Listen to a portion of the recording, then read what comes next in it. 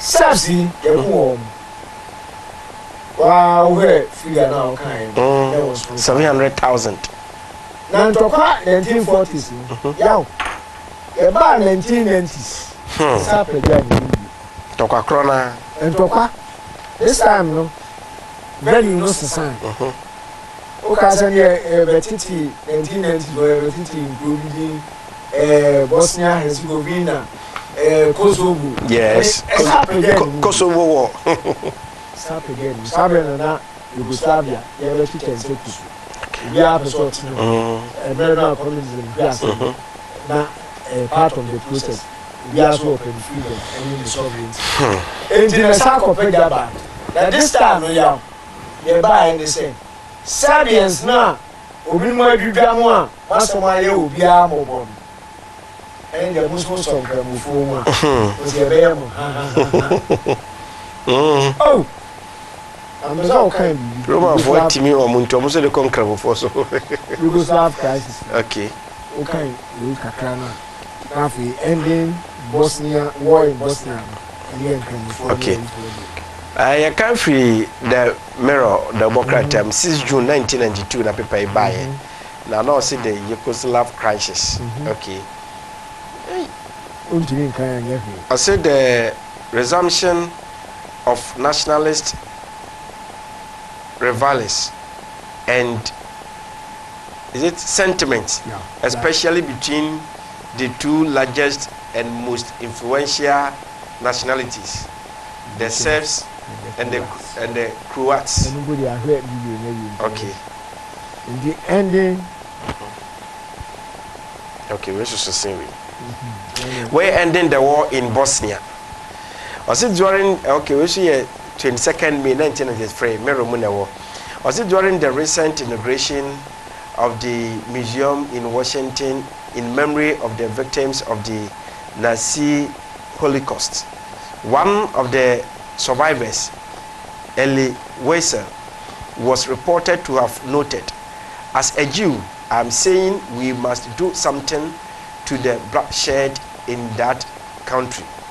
He was referring to Bosnia, where another genocide is recently going on. Recent statistics say about 137,000 civilians are dead or missing. 15,000 children are also dead, with 36,600 of them wounded. Most of the children died through disease and hunger as a result of the war. There are said to be 2,280,000 refugees displaced or trapped in Bosnia and Herzegovina, with additional 1,760,000 of America's 1,760,000 scattered across Europe. This, no doubt, is Europe's worst civil war, and the trend towards genocide is just too dangerous for comfort. When one looks at the grim statistics, one cannot help but echo Wiesel's plea for something to be done. For the parody, a woo young one. Statistics and Toparan Kasan to the end. Now, Serbia free. Croatia for the year, the early 40s. After in the 90s, we get Penasasi, we get Penasasi. Baby, I'm with Bosnia. Okay. And so, what's it there? What's one play? And then because more a sizable population and a confined in the Koreans here and can form over 8,000 and your own. You're going to hear third video about now fear the messages and I think I talk a crack. Third video no Serbia genocide and Bosnia killing. Is it killing? Killing kids. Yeah, killing kids, women and old. And no any third video. Now make up. I say me koso aka will say Ozo Roofing. I koswa the #1 roofing company or Ghana. Adwuma ku a bodan so a na chiri nanim obi ani ho bi enti wa wasiu dan a enye Ozo Roofing e na boss bia no kai se edan no fra ba mefa ameso apa na pa akwa to yam ko he Ozo Roofing why ono de oje hiafo oje ayafo oje skafo oje adefo obeba ba be boss ye e de amaw na afebo nya de subetu biem Ozo so a afi na wisiu dan na pa adwumaku a ombebo so ama eso boro afebo from my betuo ni nsuo beto nyina na begina na naso no ka se Ozo Roofing and o se din eba otrim omonko ani roofing company estimate omo free omonko ani eye friends roofing company the whole Ghana 16 regions ni nyina no omo branch omonko an omo de nkense bodan soma wa se de nkense na ahonsuo tie no empepada anase sesa omo so nko an ene adumeku anase roofing company omo experienced workers omo bow down so omo boss wa britawa bi pe no mo wie na usampa enyema eye papa ana omo de boss e durable materials omo de board down so enchanse omo de boss wo nsam so friends trousers na de no eni ndua de ni nyina no omo ye bi mawo enti wa wu sidan na wa ba tin so be sidan bia no westmate no ya ka se so bo no odo ba ko dan Ozo Roofing no mu ka de yopo enfama from I was 0249 647748 0249 647748 and 0205 053365 0249 0205 053365 Ozo Roofing here obo dan so wa me pato unya no ye wa de o charge uporo obesa this can be aka ho amano ya hwe a third video a Serbia genocide and Bosnia killing case women and old ye hwe aba ye ba ye betro so no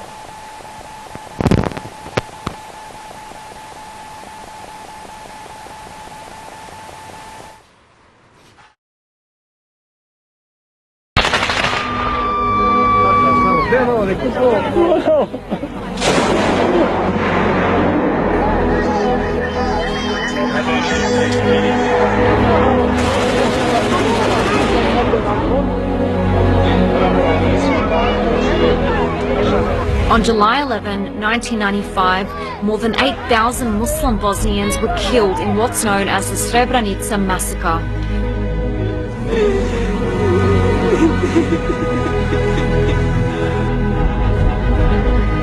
"22 years later, this dark day in recent history is still remembered. Let's take a look at what happened before and during the massacre.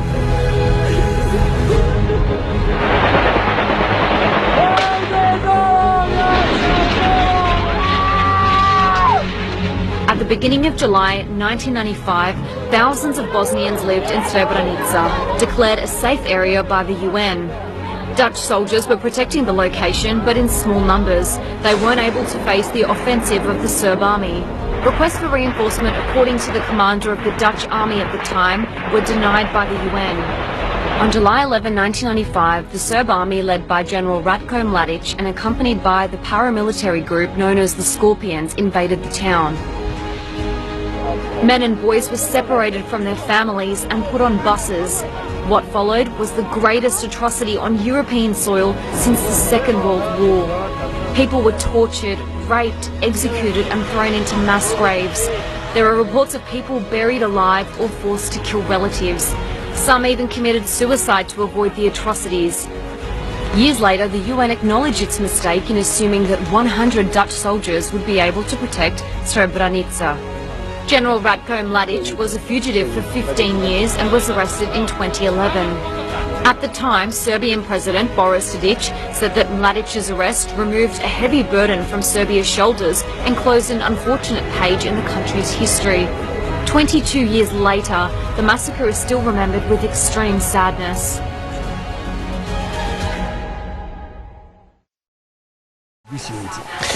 Abusia video ni wa osha na wa moto eno na wo hwe video bi omoka no mu se obi o ha ohwe se le mefa sa cheche ni o ha ni amanyima ansa no wu ni de no no anu age ne kwa fini sem omo repu bi no no mu se bi ani mo no so all in the name of religion of asum Entino. The person can say first horseman. Religious deception. Yes. And I will use you. Eddie Akonkevias. Second horseman. Only your G as we be free assassination.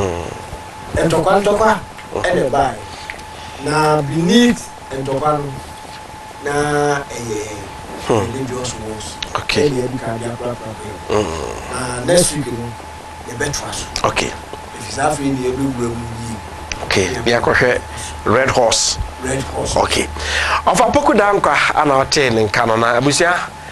Make I was say, oh, Kofodia, na opese when a free the mind movement, Asia.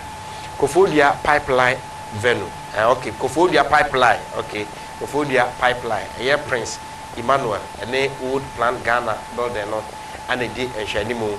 Opese, we are number the fra, or share and try and nam TV Nasana. Don't Kofodia number no womb, no afraid. Now, our number been a share TV in China, a cocosa, dear Dano, and only a mumuna. And no piaka crana, their tomb, not time yet to many be alcohol. Now, answer na make kind messages and I trust or their mammonon, and mamma more wait and far in free home. Nina and it's and they say, Cobas say, oh, now we say one tear poor, Abisia, and my area encounter them. Why? Now, I had Sabia Bacope and I make for their maw or no Israel, Nakofa, her money in the bar, nor the Baba ye drew a divine herbal center, and then you dinner legend herbal clinic. Legend herbal clinic, or any doing in a or money ceremony cope and hino. A your body and the tomono, in time can say divine. Now, say, Ope legend herbal center, Chakwana, legend herbal clinic, and the Chakwaya. The number sono and a good TV sono, another friend, I was 0201 405213 0201 405213 and 0241 220 now do legend herbal clinic in do holiday e be esa stroke awenye se bia eye edwodo anu bi na dem e two stroke na se amawo afi bema waye mre wo mpam wo no unya du eye legend herbal clinic pe wo se me bema maye mre beti ya ne se momoma bi koso e wachi Odinga no moje so mama Odinga mama Odinga mama Odinga man power powder no eye legend herbal clinic ene de aba a mema munya bia na mo hwea kwaku don so na bobiri mo gidigide ne begina so ye pa bebo adwuma na se de beye ye bejo yoyoyo e wo mpam nti no wo so Odinga spray ni bi aka ho won sa kasa Odinga spray no na de ka Odinga man power powder no ho a wo we powder na so digu koko na se nkwan mu enomo no na de spray no so spray ba bibi na fe bowura hye so a ho adanse de ne de amanfo be ka kire wo be je ne yoyoyo pa enti be mama mo adabridwo mi embro mo mpam da bi e ba sa enye bomodia se legend herbal clinic for do ho be bo mo na mema sem no atumi akoye di ama wo ye wo de friend say apomdin herbal brew ni bi e wo ho eye ya kai herbal brew no eno so ye dru a wo no mo a esiesie ni padua na nkasa e de ma obi wo ho a wasem da so ye memfie mia obi se mi mu ya mia obi se machi wonya nom sa apomdin herbal brew ni pe ni nyina ato atwa e de ama wo sa de be kire onya ho de fofra wo de ko unyuma eso ye o co powder ni bi ho de friend say millennium co powder no eno so ye legend herbal clinic for ene de abadwa so etu koko ase kra eni se koko nti opusa wani koko nti se bi ota frache okoja anan abema ya na moja kakra wo mu bomoden se on sa be kan yes millennium co powder ni bi anasa the capsules no ono no mu a koko na se bitukura enyaro awodo a mabobo so ne de mantiba moso nyina no wo frɛ legend herbal clinic omo ebejo so na bibia tumi akonkan mefa messages ni bi entwam enne se de sand no nsema kwenti no ye den kakra ama yen se betumi afa ye course no so mo message no munti na ebre kakra mu a de o se ye bone tawi ano no ne ye yi ano de ma o se very insightful program. My question is, how exactly did the white men evolve or come to exist? I have been pondering over this for a long time. It is clear that in the very beginning, they were non-existent. Okay. Kwame, or the Frisomenya, and or the Ebaye. We also was saying, why is it that you, Yawadame, you interview Rabbi and Ajayao Poku Dankwa, which one is the true from God? Okay, and on the Okay. One frontier say we chill. Or say, oh, Ghana should be wake up. Okay, Ghana should wake up. Or no, no. You guys have made me known too much. Thanks to you, Benya from Tadi. I don't know the way Ebaye. Which was a good afternoon. Please, we all know that Christianity, Islam, and some other religious groups like yours are all basis to God realization. By the same religion, spirituality groups such as Hare Krishna, Science of Spirituality, and others are groups that do not talk much about their groups, all because